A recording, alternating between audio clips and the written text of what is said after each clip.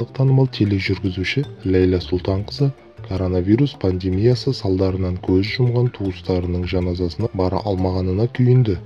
Одан бөлек ақпарат өкілі күніге таныстарының қазасы жайлы хабарлардан көз ашпай әбден қажыған. Ол әрбір отбасыға қайғы әкелген індет тезірек кетіп, әлемде шуақты күндер орнауын тіледі. Лейла Сұлтанқызы Instagram парақшасында аса әсерлі жазба қалдырып, онда өзінің ішкі жан тебіренісін жеткізген. 13 шілде Қазақстанда ұлттық аза тұту күні болып жарияланды. Бұл туралы президент үндеуінде айтты.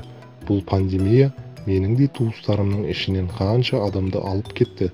Не жерлеуіне, не жаназасына бармадым. Көңіл де айтпадым деп анам отыр егіліп. Депрессия, стресс, уайымның өзі адамды бір жақты қалып қояды. Тірі адам тіршілігін жасайды ғой, десе де.